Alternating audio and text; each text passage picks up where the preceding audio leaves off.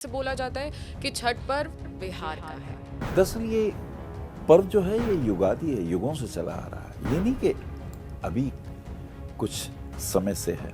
छठ देवी हैं, इनके भैया हैं सूर्यदेव के भैया षष्ठी देवी हैं। ये भगवान शिव के प्रिय पुत्र कार्तिकेय की धर्म पत्नी हैं। पहले पैरों पे पानी आना चाहिए। जो पैरों पे पहले पानी आएगा तो जो सिर का ताप होगा, बुखार होगा, वो सब उतर जाएगा। मन से शुद्ध हो, विचारों से शुद्ध हो, भावनाओं से शुद्ध हो। पहले दिन बेटी अगर कहना नहीं मानती, क्या मां नाराज होती है? मां तब भी उसे आशीर्वाद देती है। ये तो जगत भैया है। खुद तय लगाओ, जितना कपड़ा साफ रहेगा, बेड आपका, लक्ष्मी का वास रहेगा। कि अगर किसी डांट से हमें कुछ सीखने को मिल रहा है तो वो बुरा नहीं है। और बड़ों को भी ज्यादा डांटना नहीं चाहिए, उन्हें भी उनको अपनी बेटी समझना चाहिए। छठ महापर्व पूजा, आस्था, सुख, शांति, सौभाग्य का और सूर्य उपासना का महापर्व जो हर मनोकामना पूरी करता है। और माताएं बहनें इस व्रत को बहुत ही श्रद्धा, भक्ति और कठिन तपस्या से रखती हैं। लेकिन क्या है छठ पर्व की विशेषता, क्या है इसका महत्व और क्या है कहानी इसकी पौराणिक, आज हम इस विशेष पॉडकास्ट में जानेंगे। और इन्हीं सब बातों पर चर्चा करने के लिए आज हमारे साथ मौजूद हैं आचार्य अनिल वत्स जी। गुरुजी, आपका बहुत बहुत स्वागत है। नमस्कार, धन्यवाद। गुरुजी, छठ पर्व बहुत से लोग मनाते हैं, खासकर बिहार, झारखंड और उत्तर प्रदेश की कई जगहों पर ये मनाया जाता है। लेकिन कहा जाता है कि ये सबसे कठिन व्रत है, एक तपस्या है। लेकिन मैं सबसे पहले आपसे इसका महत्व जानना चाहूंगी कि क्यों ये पर्व इतना महत्वपूर्ण है। सुप्रिया, ये आपने बड़ा अच्छा प्रश्न किया। दरअसल ये पर्व जो है ये युगादि है, युगों से चला आ रहा है। ये नहीं कि अभी कुछ समय से है। भगवती सीता जी ने भी ये व्रत किया था। अच्छा। और विशेष रूप से जब लौट के आई वापस, बहुत कष्ट सहा, रावण के हरण और कितने कष्ट हुए, तो सीता मैया ने भी ये व्रत रखा था छठ पूजा का, ताकि आरोग्यता की प्राप्ति हो, पति का सुख मिले और बच्चों की दीर्घायु हो और घर में सुख समृद्धि हो। महाभारत काल में अगर हम आए तो पांडवों की प्रिय पत्नी द्रौपदी, जिन्हें यागसेनी कहा जाता है, यज्ञ से उत्पन्न हुई थी, धृष्टद्युम्न और द्रौपदी। तो इन्होंने भी व्रत रखा था, क्योंकि किस प्रकार जंगलों में अज्ञात वर्ष, 1 वर्ष का, और कितने कष्ट, 12 साल के जंगलों के कष्ट, तो जो दुख, वो जो पीड़ा, वो जो कष्ट उन्हें मिला, तो उन्होंने भी ये छठ पूजा का व्रत रखा था। भगवान सूर्य नारायण की पूजा की थी कि जैसे आपका तेज है, जैसे आपका यश है, जैसे आपकी कीर्ति है, ऐसे ही मेरे पतियों का भी हो और ऐसे ही मेरे वंश की भी वृद्धि हो। सूर्य उपासना, जैसे आपने अभी सूर्य उपासना बोला, छठ पूजा पर सूर्य उपासना का बहुत अधिक महत्व बताया जाता है। तो और देवियों ने भी, जैसा आपने बताया, व्रत रखा। तो सूर्य उपासना ही क्यों इस व्रत में रखी गई? क्योंकि जो छठ देवी हैं, इनके भैया हैं सूर्यदेव। अच्छा। सूर्यदेव की प्रिय बहन हैं। और ये जो छठ देवी हैं, असल में षष्ठी देवी हैं। दरअसल जब पूरे ब्रह्मांड का ब्रह्मा जी ने अपनी सृष्टि उत्पन्न की, तो छठे अंश से षष्ठी देवी की उत्पत्ति हुई और इनका नाम था देवसेना। ये भगवान ब्रह्मा जी की मानस पुत्री हैं, जिन्हें हम छठी मैया के रूप में छठी पूजते मैया हैं। के रूप में पूजते हैं। और भगवान सूर्यदेव की प्रिय बहन है। तो स्वभाव था, जब भाई को हम अर्घ देते हैं तो भाई भी अपनी बहन की यशो कीर्ति की, उनके सुहाग की, उनके बच्चों की, उनके परिवार में सुख समृद्धि की वृद्धि करते हैं। इसलिए सूर्य के साथ सीधा कनेक्शन है छठी मैया का। गुरुजी, जैसे आपने बताया, सीता माता ने भी इस व्रत को रखा था, द्रौपदी जी ने भी इस व्रत को रखा था। लेकिन अभी देखा जाता है कि ये पूरे भारत में नहीं, कुछ कुछ भारत के राज्यों में रखा जाता है। ऐसा क्यों है? जैसे खासकर जैसे बोला जाता है कि छठ पर्व बिहार का है, ऐसा क्यों है? देखिए, अज्ञान दुख का कारण है।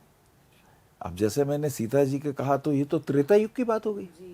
त्रेता युग में यदि भगवती सीता जी भी ये व्रत रख रही हैं, तो सारे सूर्यवंशियों का व्रत हो गया ये। और अगर द्वापर में द्रौपदी जी इस व्रत को रख रही हैं, तो सारे कृष्णवंशियों का, यदुवंशियों का भी तो ये व्रत हो गया। मालूम नहीं था ना अभी, आज पता चला है। या ये कहें कि हर प्रदेश के एक अलग अलग त्योहारों को मनाने की मान्यता होती है, लेकिन जब हमें पता चलता है कि भाई ये षष्ठी देवी हैं, ये भगवान शिव के प्रिय पुत्र कार्तिकेय की धर्मपत्नी हैं। और वो जो कार्तिकेय हैं, उनको भी 6 माता ने पाला था। 6 माताओं ने पाला था, 6 कृतिकाओं ने पाला था। तो 6 माताओं के पालन पोषण के कारण वो खनमुख, उनके 6 मुख हुए। उन्हीं की धर्म पत्नी देवसेना है। अब देखिए, शिव परिवार, अब जितने शैव मत के मानने वाले हो गए, उनका भी तो ये परिवार हो गया। अभी तक नहीं मालूम था। तो भगवान शिव के प्रिय पुत्र कार्तिकेय जी की धर्मपत्नी है, और स्वभावता देवसेना इनका नाम है। और आज के दिन जब हम इनकी पूजा करते हैं, तो हम कार्तिकेय जी का भी आशीर्वाद ले रहे हैं, हम भगवान शिव का भी आशीर्वाद ले रहे हैं, हम ब्रह्मा जी की मानस पुत्री ब्रह्मा जी का भी आशीर्वाद ले रहे हैं, और भगवान सूर्यदेव जो इनके भैया हैं, उनका भी आशीर्वाद ले रहे हैं। जी, ये तो विशेष बात आपने बताई है, क्योंकि बहुत सारे लोगों का मान्यता था कि मतलब बहुत सारे लोगों का ये मानना था कि बिहार में, झारखंड में, उत्तर प्रदेश में ये मनाया जाता है। लेकिन जब आपकी बात सुनेंगे हमारे दर्शक, तो ज़रूर जान पाएंगे कि ये व्रत कोई भी रख सकता है। अब ये बात आती है कि जब व्रत सब रख सकते हैं, तो लोगों को इसका महत्व और इसका क्या क्या फल मिलता है, वो भी जानना ज़रूरी हो जाता है। तो आप वो थोड़ा सा बता दीजिए। बहुत अच्छी बात करी। जिस तरह 14 भवनों के अध्यक्ष कुबेर की उपासना करने से धन संपदा मिलती है। जब हम धन कहते हैं, तो उसका अर्थ पैसा ही नहीं होता, आरोग्य भी एक धन है, यश कीर्ति हो ये भी एक धन है, परिवार संपन्न हो ये भी एक धन है, पत्नी अनुकूल हो ये भी एक धन है, पति पत्नी की रक्षा करे ये भी एक धन है। बिहारी दास जी कहते हैं, गोधन गजधन बाजी धन और रतन धन खान, जब आवे संतोष धन सब धन धुरी समान। तो ये जितने भी प्रकार के ऐश्वर्य हैं, ये छठ पूजा में हमें प्राप्त हो जाते हैं। तो कोई भी व्यक्ति इस व्रत को रख सकता है। जैसे इस व्रत में देखा गया है कि नहाए खाए होता है, खरना होता है, और सबके अलग अलग नियम होते हैं, और एक तरीके से कठोर तपस्या होती है। जो महिलाएं बहनें हैं वो नीचे सोती हैं, अपना अलग खाना बनाती हैं। तो इसको थोड़ा सा बताइए। और फिर नदी में खड़े होकर सूर्य उपासना करती हैं। तो ये जो परंपरा है, ये कैसे शुरू हुई, कैसे इसका पालन किया जाता है? जैसे मैंने बताया, भगवती सीता जी ने भी किया, फिर द्रौपदी जी ने भी किया, और भी बहुत सी देवियों ने किया है। यही 2 नहीं है, और भी बहुत सी देवियों ने ये किया। कर्ण ने भी करी थी छठ पूजा। वो तो सूर्य की उपासना बिना किए दान देते ही नहीं थे। वो तो बिल्कुल गंगा नदी के बीच में, या जो भी नदी उन्हें मिलती थी, वहां खड़े होकर भगवान सूर्य की उपासना करते थे। और सूर्य की उपासना करने के बाद उनका नियम था कि जो मुझसे दान मांगने आएगा, मैं कभी खाली नहीं भेजूंगा। इसलिए महादानी कर्ण भी इसकी उपासना करते। जी, मतलब ये परंपरा बहुत समय पहले से चली आ भगवान रही राम है। जी ने उपासना की है, लीजिए, भगवान कृष्ण ने उपासना की है। अच्छा, और बता दें, भगवान कृष्ण के जो बड़े भैया बलराम हैं, वो भी षष्ठी तिथि को ही हुए हैं। तो बलराम जी की भी उपासना उसी दिन हो जाए। ब्रजभूमि में कृष्ण जी के साथ साथ बलराम जी की इसी दिन उपासना और पूजा भी की जाती है। उन्होंने भी छठ देवी की पूजा की उपासना की थी। हमने देखा है कि जब छठ पूजा होती है, तो माताएं बहनें पानी में खड़ी रहती हैं और फिर सूर्य का इंतज़ार करती हैं, अर्घ देती हैं। तो ये क्या नियम है कि पानी में खड़े रहना है, इंतज़ार करना है, फिर जल देना है? अच्छी बात कही है। देखिए, विधान आयुर्वेद का ये है। देव चिकित्सक धन्वंतरी जी, जो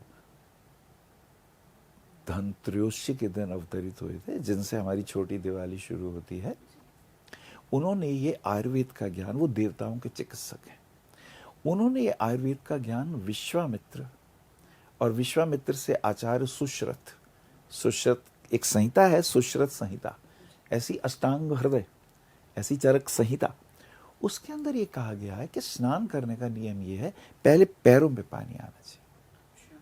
आजकल आप शावर से पहले सिर पे डालते हैं, बीमार तो हो ही जाओगे। नियम ये है पहले पैरों पे पानी आना चाहिए। जो पैरों पे पहले पानी आएगा तो जो सिर का ताप होगा, बुखार होगा, वो सब उतर जाएगा। अच्छा, जब कोई बीमार होता है क्या करते हैं? पैरों पे गीला तौलिया रख देते हैं, बगल में रखते हैं, सिर से नीचे के अंगों में रखा जाता है। जितना नीचे तौलिया आएगा उतना बुखार उतर के नीचे आएगा। अब ताप हो, क्रोध हो, काम, क्रोध, लोभ, मोह, अहंकार रूपी 5 ताप जैसी जल में पैर आएगा उतर के नीचे आ जाएंगे, पवित्र होंगे, आपका मन शांत होगा। और जैसी जल के अंदर आप प्रवेश करते हैं, जल की एक खूबी है, जैसी जल के छींटे ऊपर पड़ेंगे, जय श्री राम, जय हनुमान, आपके शरीर से अपने इष्ट देव का स्मरण हो आएगा। तो हम तत्काल आपको पिछली विचारधाराओं से मुक्त करके भगवान के सम्मुख जा रहे हैं। एक ही विचार हो, एक ही भाव हो, एक ही श्रद्धा हो कि ये रहा मैं और ये रहे भगवान, इसका स्मरण जल में होता है। तो जब आप जल के अंदर प्रवेश करते हैं, अच्छा अगर आप नाभि तक खड़े होके करेंगे, नाभि तक, उसके विशेष लाभ है। शरीर के बहुत सारी नाड़ियां, 72,000 नाड़ियों का ये नाभि के पास, इन नाड़ियों का केंद्र बिंदु है। आपके दाहिनी तरफ है पिंगला नाड़ी, जिसको सूर्य नाड़ी कहते हैं, बाईं तरफ है इड़ा नाड़ी, जिसे चंद्र नाड़ी कहते हैं, और बीच में है सुषुम्ना नाड़ी। जब आप नाभि पर्यंत जल में खड़े होते हैं तो आपकी तीनों मुख्य नाड़ियां, 10 मुख्य नाड़ियां, 72 नाड़ियां, 72,000 नाड़ियां, उसमें हर प्रकार के जो दोष हैं, वात और पित्त और कफ संबंधी, वो जल में खड़े होने से शांत हो जाते हैं। और ऐसे में अगर आप भगवान सूर्य को अर्घ्य देते हैं, ओहो हो, उसका तो कमाल ही कुछ और होता है। जब आप जल से अर्घ्य देते हैं भगवान सूर्य, यही सूर्या सहस्रांशो तेजो राशो जगतपते अनुकंपयमान भक्त्या ग्रहण अर्ध नमस्ते सूर्याय नमः, भास्कराय नमः, दिनकराय नमः, प्रजापते नमः, उषापते नमः, प्रभाकरे नमः। इतनी जब आप स्तुति करते, वो आरोग्य के देवता है। इधर आपने जल गिराया, उधर भगवान भास्कर की किरणें जल पे गिरी, गिरते ही आपके नेत्रों में गई, आपके आई सेंटर, थर्ड आई सेंटर पे गई, आपके 7 चक्रों पे गई, आप ऑक्सीफाइड हो गए, विटामिन डी मिल गया, आपके शरीर ऊर्जामय हो गया, क्योंकि वो ऊर्जा के नहीं प्राण के देवता हैं।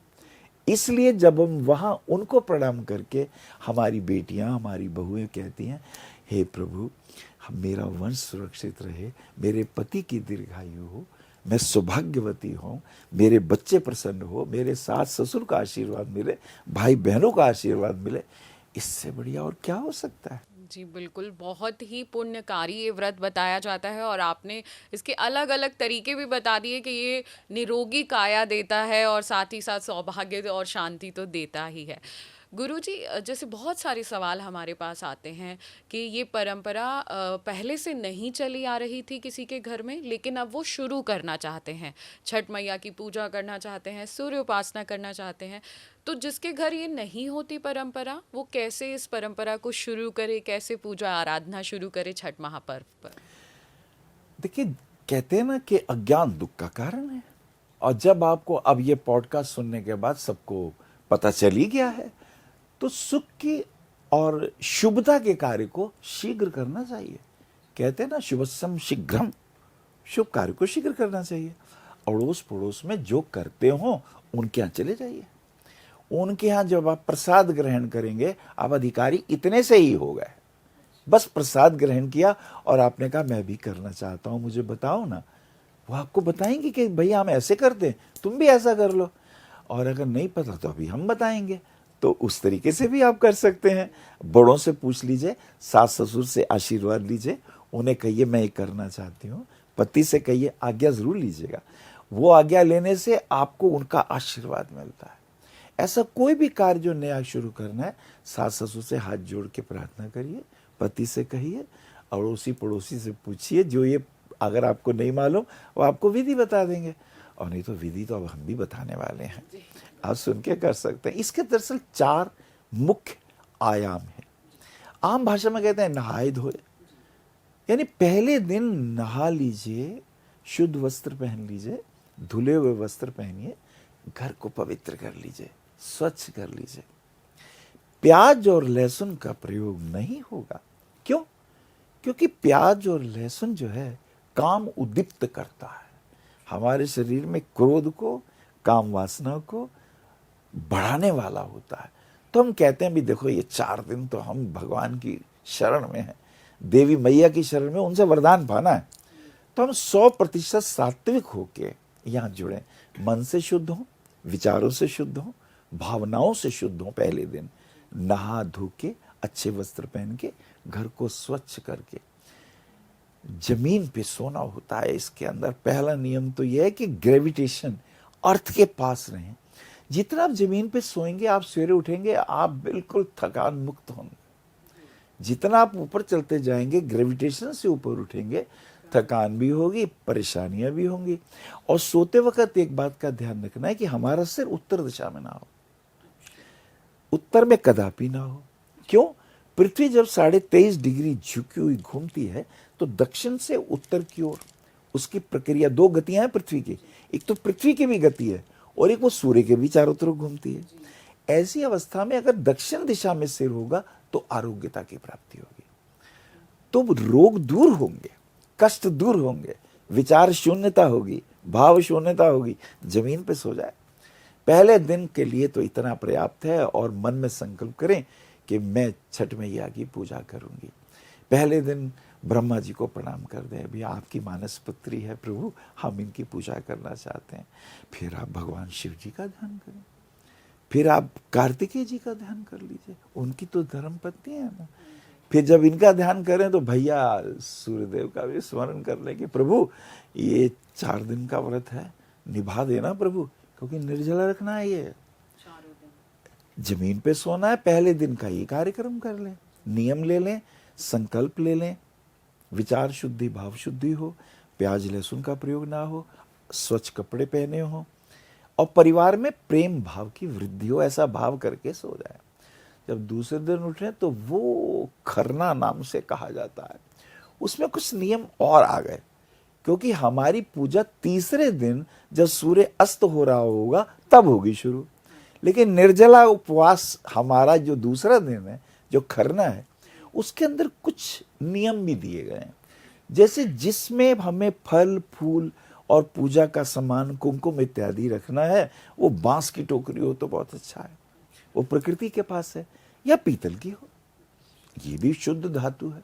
अब सोने चांदी की तो हम नहीं कर सकते, भाई महंगा है, तो पीतल का ले लो, नहीं तो भैया बांस की टोकरी हो।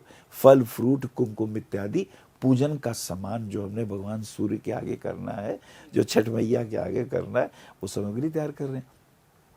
घर की फिर स्वच्छता हो। अब इसके अंदर नहा धो के स्वच्छ हो जाइएगा, और अब इसके अंदर आपको प्रसाद चढ़ाना है छठ मैया को। तो इसके अंदर खीर और गुड़, इसको मिला के खीर बनाई जाती है। जो खीर होती है उसमें गुड़ होना चाहिए। गुड़ जो होता है वो पाचन क्रिया को बढ़ाने वाला है, चीनी नुकसान देगी। इसलिए चावल भगवती लक्ष्मी को और भगवती छठ मैया को बहुत प्रिय है। तो चावल में गुड़ लगा के आपको खीर बनानी है। अच्छा, चूल्हा नया होना चाहिए। हम पुराना चूल्हा ना लें तो अच्छा है, नया ले लें, और पुराना है तो भैया साफ सूफ कर लो, नया नहीं खरीद सकते तो कोई वहम नहीं है। अब पहले तो चूल्हा आपको पता है मिट्टी का, ईंटों को बनाया जाता था, उसका महत्व ज्यादा है। अच्छा, वो जो बर्तन हो वो मिट्टी का हो तो उसका और भी महत्व है। उसमें जो खीर पकती है बड़ी पुष्टिवर्धक होती है।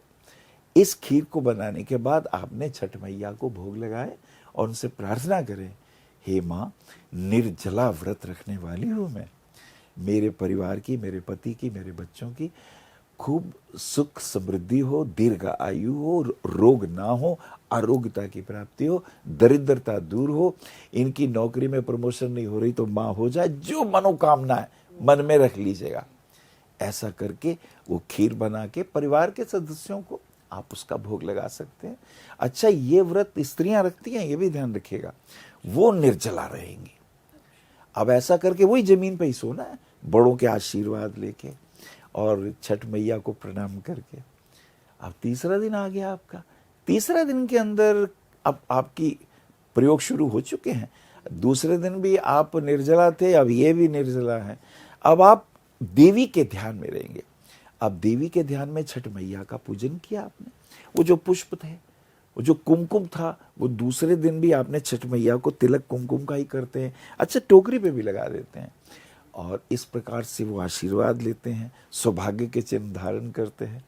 तीसरे दिन आपको जाना होता है, सूर्यास्त से पहले घाट पे पहुंचना है, नदी के पास पहुंचाते हैं। हम चाहते हैं दीर्घायु, हम चाहते हैं आपके सारे रोग साल भर के दूर हो जाए।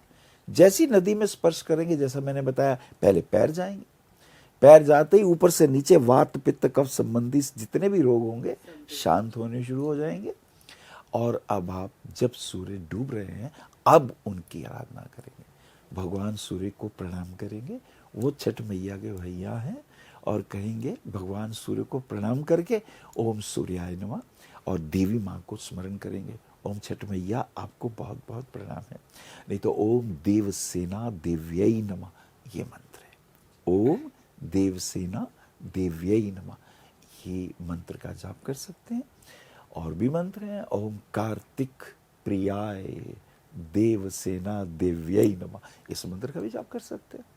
108 बार जाप कर ले, और नहीं तो भाई 6 बार तो बोल ही लीजिए। छठ मैया 6 का ही महत्व है यहाँ पे। और निर्जला एकादशी, एकादशी तो नहीं कहना चाहिए, निर्जला व्रत है ये, वास्तव में निर्जला व्रत है। अब निर्जला का क्या मतलब है ये समझ लीजिए। कुछ लोग सोच रहे हैं कि जल ही नहीं लेना। जल का मतलब होता है आर्द्रता। जल जो है, जैसे किसी ने हमें दुख दिया तो हमारे आंख से आंसू आ गए, देखिए जल आ गया। इसका मतलब किसी को दुख भी नहीं देना भाई, आंसू ना आ जाए कहीं किसी के। किसी को कठोर वचन नहीं कहने, निंदा चुगली नहीं करनी, ये भी निर्जला का मतलब है। अच्छा, जब हम भोजन करते हैं तो मुंह में रस आ जाता है, तो निर्जला का अर्थ ये है कि हमें किसी को कटु वचन नहीं बोलने, अपमान नहीं करना, शांत रहना है, सिर्फ देवी मैया के ध्यान में रहना है। और ऐसी स्थिति में रहकर जब हम भगवती की पूजा करते हैं और तीसरे दिन भगवान सूर्य को अर्घ देते हैं और वहाँ हम अपनी मनोकामना कहते हैं। ये है मनोकामना मांगने का। अब आपकी जो मनोकामना है, पति की दीर्घायु है, उनकी प्रमोशन चाहिए, नया घर चाहिए, आपकी जो इच्छाएं हैं भगवान सूर्यदेव से मांगिए। और जो चौथा दिन है उसमें सूर्योदय से पूर्व पहुंचना है, या सूर्यास्त से पहले थे तीसरे दिन, चौथे दिन सूर्योदय से पूर्व, वहां व्रत का पारण पूरा किया जाता है। सूर्य को जल देंगे, अर्घ देंगे, प्रार्थना करेंगे कि हमने जिस भी प्रकार से व्रत रखा, कोई गलती हो गई हो तो प्रभु क्षमा करना, अपराध क्षमा करना अपनी मैया से। तो ऐसा कठोर व्रत जब हम करते हैं तो भगवान सूर्य की अपार कृपा होती है, हमारे घर में सुख समृद्धि की वृद्धि होती है। ऐसे में एक मंत्र और भी है, विद्यावंतम यशस्वंतम लक्ष्मीवंतम जन्म कुरु, रूपम देहि जयम देहि यशो देहि दुशो देहि जही। ये भगवती से कहते हैं विद्यावंतम, हे माँ मेरे परिवार में सब विद्यावान हो। यशस्वंतम, सबकी यश कीर्ति और अपयश ना हो। लक्ष्मीवंतम जन्म कुरु, इस जन्म में हे माँ वो लक्ष्मीवान हो, अपने लक्ष्य को प्राप्त करने वाले हो, गोल को अचीव करने वाले हो, धनी नहीं अपने उद्देश्यों की भी प्राप्ति करने वाले हो। फिर विद्यावंतम यशस्वंतम लक्ष्मीवंतम जन्म कुरु, रूपम देहि, हे मां मुझे रूप दो। जयम देहि, हे मां मुझे विजय दो। यशो देहि, हे मां मेरी यश कीर्ति है। और द्विषो जही, और जो मेरे दुश्मन हैं और जो मेरे निंदक हैं और जो मेरे शत्रु हैं, काम क्रोध लोभ मोह और अहंकार रूपी भी जो शत्रु भीतर के हैं, मां इन्हें नष्ट कर दो। ये मैया से प्रार्थना करके व्रत पूर्ण कीजिए और प्रसाद ग्रहण करिए। ये संक्षिप्त विधि मैंने आपको। जी बिल्कुल, बहुत अच्छे से आपने समझाया। हालांकि व्रत बहुत कठिन है, 3 दिन तक की ये तपस्या है, लेकिन आपने बहुत आसान तरीके से इसे समझाया। तो जो भी लोग छठी मैया का व्रत रखना चाहते हैं, वो महाराज जी द्वारा बताई गई विधि को आप उनको फॉलो कर सकते हैं और उस प्रकार ये व्रत रख सकते हैं। अब गुरुजी, ये बात आती है कि बहुत सी महिलाएं इस समय व्रत नहीं रख पा रही, तो क्या पति या उनके घर का कोई भी पुरुष इस व्रत को रख सकता है? बहुत अच्छी बात कही है आपने। देखिए, एक होता है उपवास, एक होता है व्रत। उप मैंने समीप, वास मैंने रहना। समझिए आप कि मैं अगर व्रत नहीं रख पा, मान लो मैं बुखार में हूं, मैं बीमार में हूं, मैं नहीं कर पा रहा, तो ऐसी अवस्था में देवी आपके भूखे रहने से प्रसन्न नहीं होती, देवी आपके उपवास की स्थिति में प्रसन्न होती है। उप मैंने मां षष्ठी देवी मैया की पूजा करते रहे, उनके उप मैंने समीप, वास मैंने रहना, उनके समीप रह के ये व्रत कर सकती हैं। नहीं कर सकते, अगर भूखा नहीं रहा जाता, बीमार हैं, शरीर में कष्ट है या डॉक्टरों ने मना किया है, अब पानी पीना अगर बहुत ज़रूरी है शरीर में, कईयों के जल तत्व की कमी हो जाती है, बहुत से रोग हो जाते हैं, और भी कई कारण हैं, तो आप इतना ही मत समझिए कि भैया हमने नहीं रखा तो हमारा काम नहीं हो, तब भी काम होगा। आप देवी मैया से कह रहे, माँ आप जानते हैं ना, पर मैं व्रत, यानी व्रत का अर्थ है मैंने नियम लिया है कि मैं आपकी आराधना करूं। उपवास का अर्थ है आपके पास, उपदेश का अर्थ है, देश मैंने स्थान, उप मैंने समीप। गुरु जब बोल रहा है तो जो उसके पास है वो गुरु के उपदेश में है। उपवास का अर्थ जो गुरु के उप मैंने वास मैंने पास रह रहा है, उसे उपवास। ऐसी एक शब्द है यज्ञोपवीत, यज्ञ जहां पर यजन हो रहा है ज्ञान का या आहुति दे रहे हैं। उपवीत, उप मैंने समीपे, वीत मैंने रहना। जो ज्ञान यज्ञ के पास है, जो धर्म यज्ञ के पास है, जो उसके पास है, उसको ही उपवास, उपदेश और यज्ञोपवीत कहा जाता है। तो उसके गूढ़ अर्थ लेने चाहिए। नहीं भी कर पा रहे तब भी मां आप पर प्रसन्न होंगी और आपको आशीर्वाद देंगी। सच्चे मन से प्रार्थना और आराधना करनी है। देवी कहती मुझे पुकार लो ना प्यार से, मुझे याद कर लो ना, तुम मेरे बच्चे हो, मैं तुम पे क्यों नाराज होंगी। बेटी अगर कहना नहीं मानती, क्या मां नाराज होती है?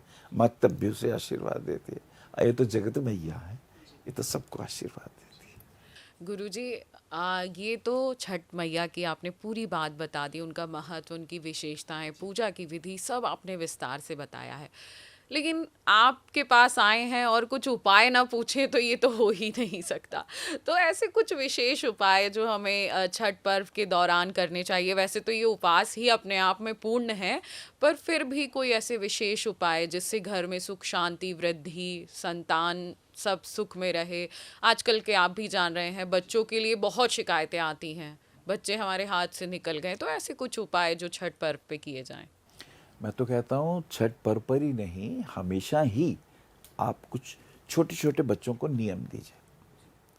जैसे बेटा उठो, जैसे मेहमान आता है तो हम क्या करते हैं, दरवाजा खोलते हैं, अरे आओ ना। इससे पहले मेहमान एंटर हो, आप उसके सामने होते हैं, आप उनको बुलाते हैं ना, फिर ड्राइंग रूम में बिठाते हैं। छठ मैया है ना, अब उनका आपने स्वागत करना है, तो भगवान सूर्य उनके भैया हैं। सूर्य देव को प्रातःकाल, इससे पहले सूर्य आए, आप उदय, आप खड़े हो जाएं, और सूर्य इधर निकल रहे हो, इधर आप उनके दर्शन कर रहे हो, अब उन्हें प्रणाम करें। आओ ना सूर्यदेव, जैसे आप यशोमय हैं, जैसे आपकी दीर्घायु है, जैसे आपकी कीर्ति है, ऐसा ही तेज हमारे शरीर में भी हो, हमारे घर में भी हो। भगवान सूर्य को जल दीजिए, ये एक नियम अपनाइए। ये बच्चों को देंगे तो उनका स्वास्थ्य भी ठीक रहेगा, आई साइड खराब नहीं होगी, और ये थर्ड आई सेंटर उनका एक्टिवेट रहेगा। एक तो ये काम हो गया। अब देवी जो है, वो पहली देवी तो माँ है ना घर में। आप माता के चरण छूइए, माता के चरण छू के पिताजी के चरण छूइए, और जैसे चरण छुएंगे और माता पिता सिर पे हाथ रख के आशीर्वाद देंगे, तो देखिए एक चक्र होता है ज्ञान का, ऊर्जा का। जब आप चरण छूते हैं, ये आधा चक्र हुआ। अब मैंने अगर चरण छुए तो उनका तेज मेरे अंदर प्रकट हुआ, लेकिन सिर से बाहर निकल सकता है। अब पहले जमाने में तो शिखा रखते थे तो वो बाहर नहीं निकलता था, अब आजकल तो शिखा नहीं रखते, तो माता पिता को सर पे हाथ रख देना चाहिए, तो वो चार्ज हो जाएंगे। ऐसी गुरुओं का भी, ऐसी ज्ञानी जनों का भी, ऐसी जो आपसे ज्यादा तपोमय हो, ज्ञानमय हो, ध्यानमय हो, उनके चरण छुएंगे, आप चार्ज हो जाएंगे। एक ये दूसरा नियम दे दीजिए बच्चों को। तीसरा एक नियम जो बहुत जरूरी है, वो ये कहें कि बेटा किसी की भी निंदा चुगली नहीं करनी। अगर हम निंदा और चुगली करते हैं तो दूसरे के पाप कम हो जाते हैं और हमारे पाप बढ़ जाते हैं।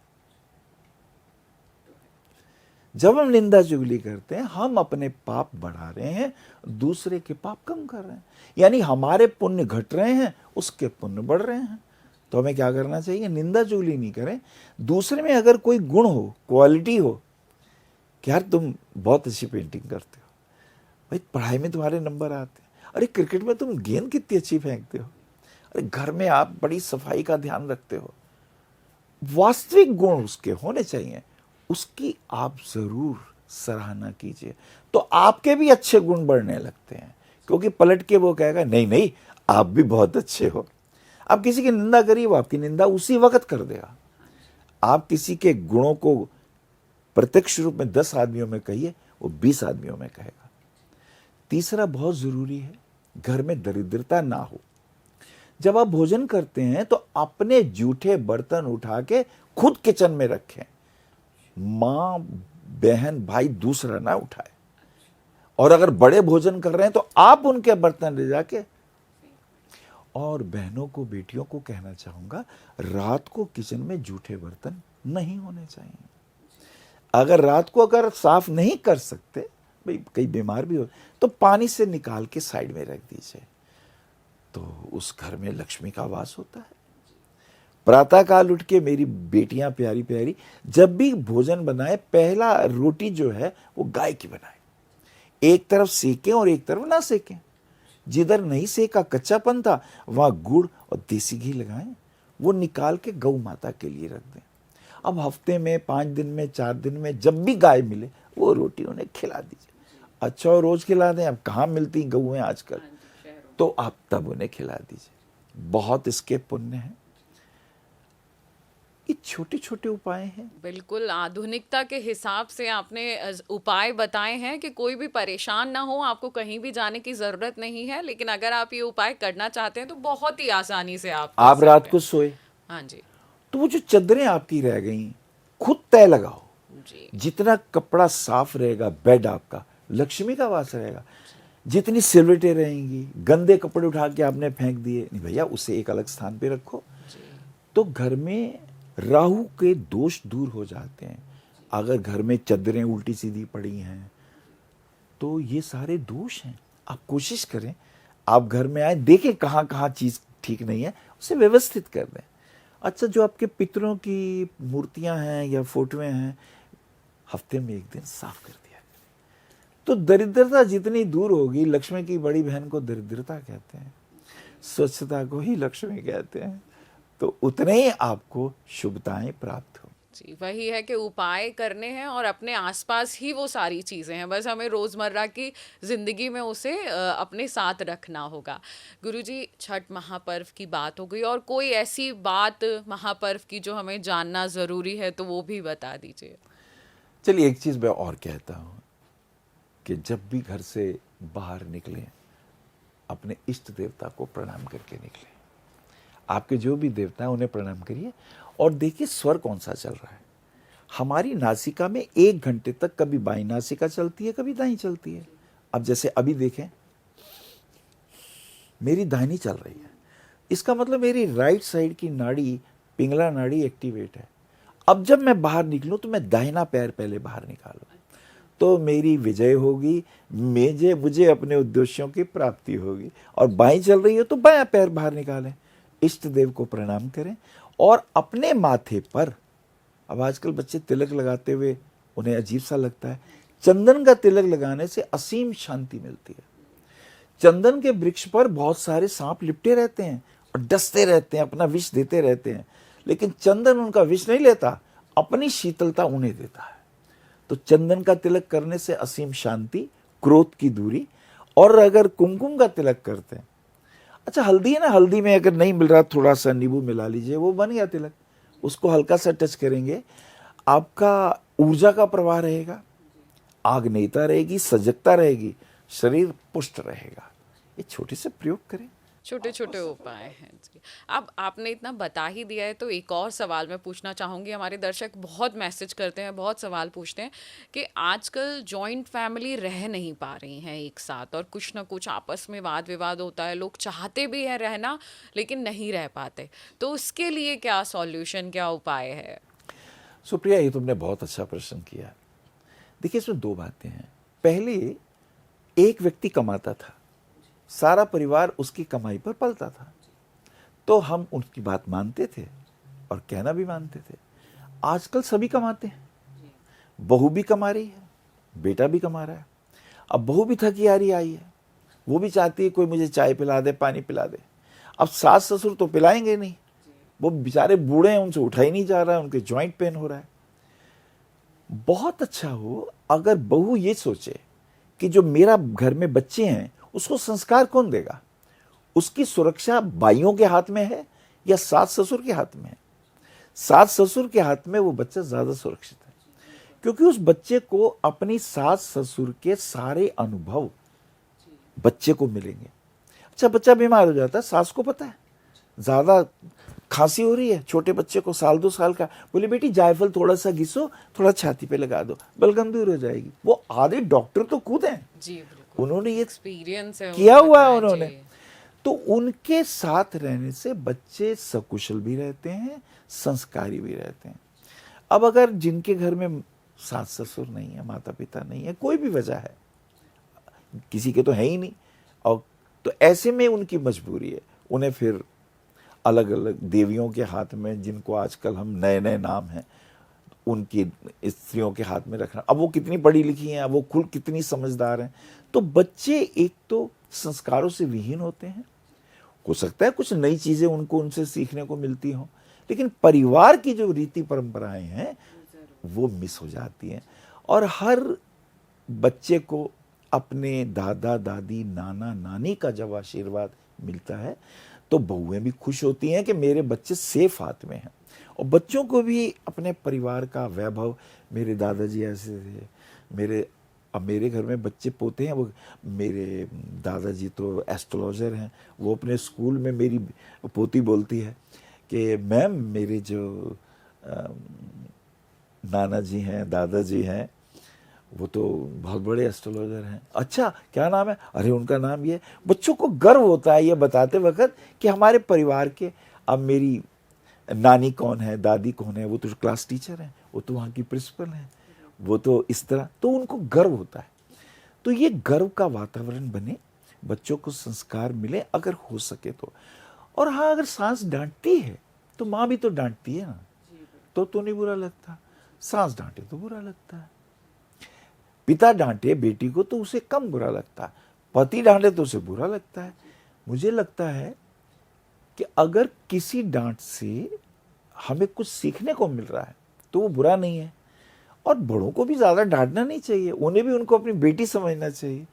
अगर हर सास ससुर अपनी बहू को अपनी बेटी समझ के प्यार दे और बेटी भी उनके अंदर अपने माता पिता को देखे तो ये दूरियां कम हो जाती हैं। रहा सेवा करने का, तो भाई सेवा करोगे तो मेवा भी मिलेगा।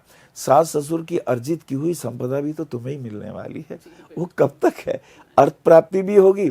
और फिर हम परिवार जैसे हैं, हमने कहा वसुधैव कुटुंबकम, ये वसुधैव कुटुंब है।